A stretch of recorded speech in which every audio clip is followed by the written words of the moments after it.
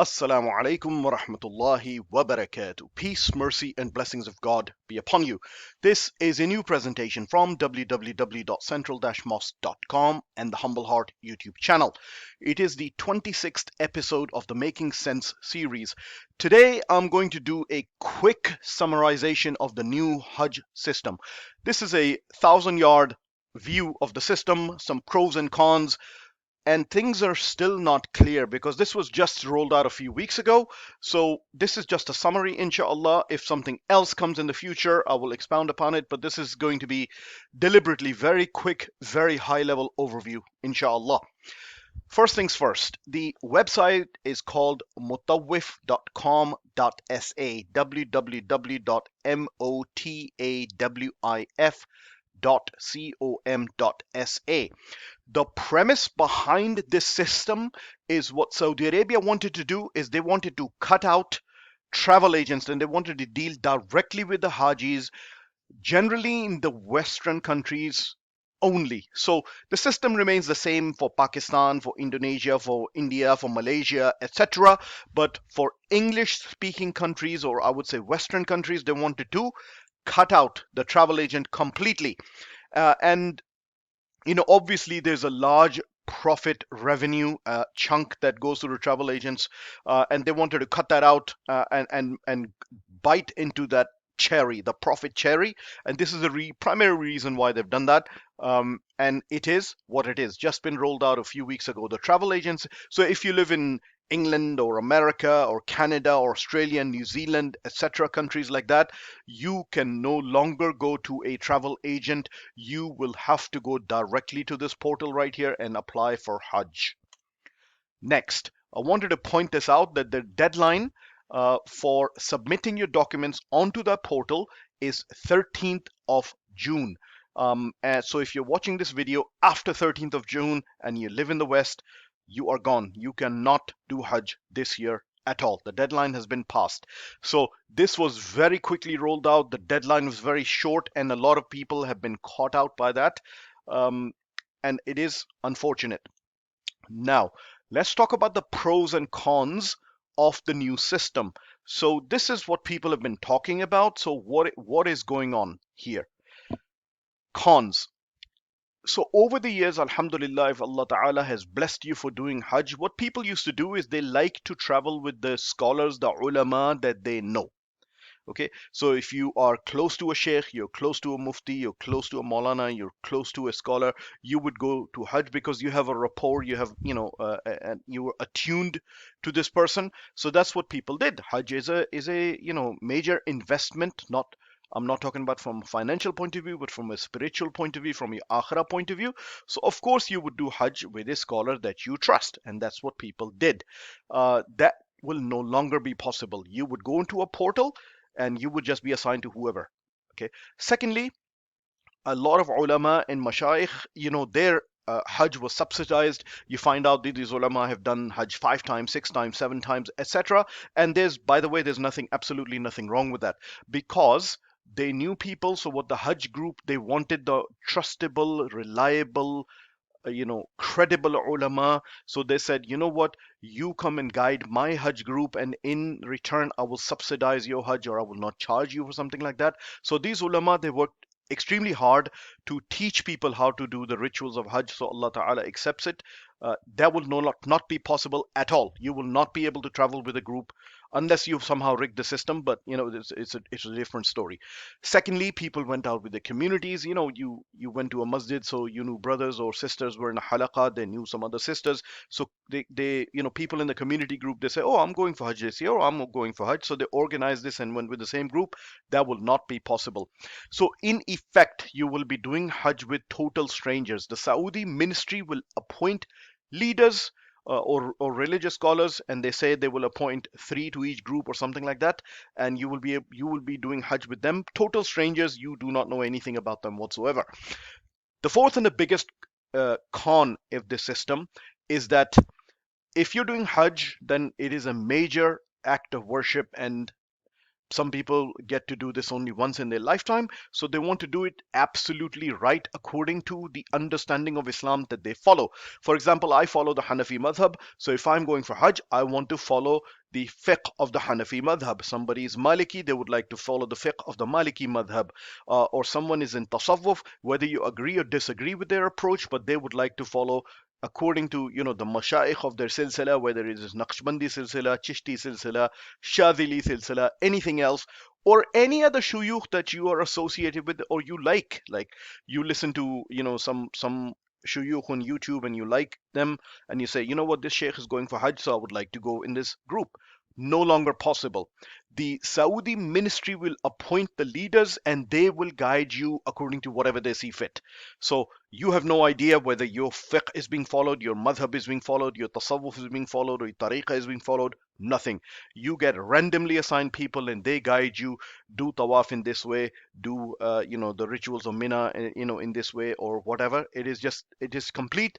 And something like that has, to the best of my knowledge, not happened throughout the history of Islam. People always traveled with people and the scholars they felt comfortable with. So they know them from back home. They know the sheikh even before people, lived in large urban cities. Their local scholar from the village or their locality, the people respected. They know this mufti, they know this sheikh, and the people did Hajj with them. This is a huge, huge area of concern for me personally. Alhamdulillah, Allah has blessed me with doing Hajj, and I hung out with the scholars that I trusted, hung out with the people of knowledge that I trusted, and I followed their advice and I followed, their guidance on the matters of Hajj because I felt comfortable. If I was to do Hajj now, I would not be able to do that. That's a huge, huge, huge problem. Now, what are the pros of this system? There were a lot of unscrupulous travel agents and they did a lot of profiteering. All of that exploitation ends. They will no longer be able to benefit from the system. I know over the last 20 years, many, many, many stories where travel agents took the money, they promised people they will take care of them, and they dropped them into Jeddah, and that was the end of it. And these people are on their own, crying and going to everybody else, please tell us what to do, we're lost. All of that, ends completely. Now, this is a nightmare situation for a few countries. The number one country in my research which has been affected are British Hajis, because what happens is there's lots of mashallah British Muslims who do Hajj, and I know for a fact that this people save their money with their families, etc. And this, because the Hajj packages used to get sold out quite quickly, so people used to talk to these travel agents and they used to give advance money, sometimes even before Ramadan, advance money, or even during the month of Ramadan, people are saying, you know what, here's my passport, take some money, here's £2,000, £3,000. All of these people who paid the advance money and booked their travel, the rug has been pulled from under their feet. So the website clearly says that kindly reach out to your travel agent to get your refund. Mutawif is the exclusive online platform authorized by the Saudi Ministry of Hajj and Umrah for pilgrims coming from Europe, America, and Australia. This is a headline from Sky News in United Kingdom, and it says UK Hajj travel agency at risk of collapse after Saudi Arabia announces overhaul of pilgrimage entry. So everybody knew the reforms to the system were coming, but the way they've been rolled out so abruptly has had a major impact on the tour and Hajj operators in United Kingdom and elsewhere. So in United Kingdom, Sky News reports it's a £175 million industry, and the rug has been pulled from under their feet. So the British Hajis are particularly affected by it. Now these people, not only they have to, when you are planning to going for Hajj and for some reason, for administrative reasons, you cannot, that is quite a disappointment and quite a letdown spiritually to deal with. Forget about the financial fact. People saying, money comes, money goes. But from a spiritual point of view, that you have been prevented from visiting the house of Allah subhanahu wa ta'ala, that is a huge, huge factor to consider for British Hajis. Second, and this Jazakallah khair for the brother from Caribbean for reaching out. I also noticed that certain countries from the Caribbean are not in the portal anymore. For example, from my quick research, says that Grenada is not in there, Barbados is not in there. So all of these people who are going from Hajj for these countries, what's going to happen? I mean, how are they supposed to do that? So some certain countries are in there, like for example, Trinidad is in there, Venezuela is in there, Grenada is not in there, Barbados is not in there. So what happens to these brothers and sisters who do Hajj? And I know from some numbers from these countries. How are they supposed to do that? So this has been rushed and rolled out. The problem in rolling out this portal, it's been rolled out about 3 or 4 weeks ago. I don't know if there's any testing that was done, no pilot that was done. And I know, from brothers who work in the IT industry, you don't do any such thing. The first thing you do is you test the system, you do a pilot rollout, and you could have said, you know what, during the month of, I don't know, January, everybody is going for Umrah. We're going, go through this portal. We want to test the stress and what happens. I know that people are saying they have registration issues on this portal, and the brother from Caribbean who pointed out that his country is not on the list. I asked him immediately, there's some phone line numbers, what happens? So he goes, the US phone line is not working, and the UK simply says, we're having a lot of calls, and that's about it. You can't do anything about it. So, of course, that's what happens when you arbitrarily just roll out a system without putting much thought into it. And I have lived, worked, and studied in Saudi Arabia, so only the Saudi government is capable of such mass chaos of rolling out systems without ever testing it and just inflicting their will on people. Now let's talk about some of the restrictions that are found on this portal. So first of all, there are age restrictions. So if you are over the age of 65, man or woman, you will not be allowed to do Hajj according to the new system at all. If you're over the age of 65, forget it, you cannot do Hajj. Next, women are not allowed to perform Hajj without a mahram. Now, that is the fiqh, putting the fiqh issues aside. So of course this is a valid fiqh opinion that women cannot do Hajj without a mahram. However, in practicality, there are a lot of reverts sisters. There are a lot of sisters who are single or divorced or don't have any mahram, and what they used to do is they used to go within the community, with an imam that they know of or with other sisters or families, etc. They will no longer be allowed to do that. So to me, in the West, English speaking countries, knowing how the societies are structured, this is going to have an impact on sisters. Because what are you going to do now? First of all, you cannot do, Hajj without a mahram at all.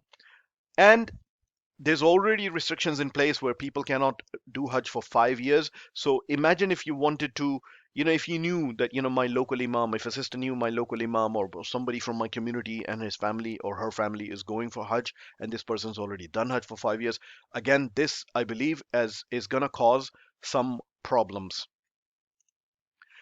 The COVID restrictions have been finalized and put into writing. So they were in place. Some of these restrictions were in place previously. So it is now mandatory for COVID-19 vaccination doses before you apply for Hajj. So, and I disagree with these brothers and sisters who have this, conspiracy theories, etc.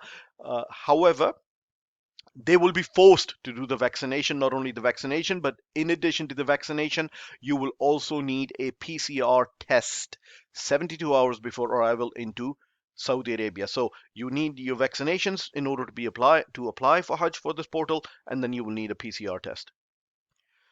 So this is a quick summary of the system as to how the system is working right now, what's happening. But to me, the biggest impact of this is going to be people are going to feel let down because you do Hajj with the people that you know, with the scholars that you know, with the community that you know. You're no longer going to be able to do that. The Saudi appointed leaders are just going to follow one way, and that is their way. And people are going to be completely confused as thinking, my sheikh from London told me or Washington told me to do Hajj in this way, and this guy is telling me. So this is going to be massive, massive, massive confusion. This is the biggest disadvantage of the system. When you do Hajj, of course, Hajj is an act of worship, but it is quite stressful physically, and it is also taxing emotionally. So you always want to be around people that you know. So there's a support network. That support network and your support fabric has been ripped out by the Saudi government. On the other hand, I also understand the argument of the brothers and sisters who were saying that they, who were the victim of exploitation by these travel agents, etc. And believe me, I know over the years I've heard horror stories, and there was no recourse. The brothers and sisters and their families, their savings, their Hajj has been, you know, uh, ripped apart by these unscrupulous agents, and there was absolutely nothing you could do. You couldn't turn to anywhere. So these brothers and sisters are rejoicing today, saying, okay, you know what, the entire system comes to an end. So in a way, I mean, in my previous videos, I have pointed this out. I travel a lot. I go around the world, and I don't know last time in fact, I don't even remember when was the last time I used a travel agent. I go and, book my tickets and book my visa online, etc., and go take care of it this myself. There was no travel agent in between.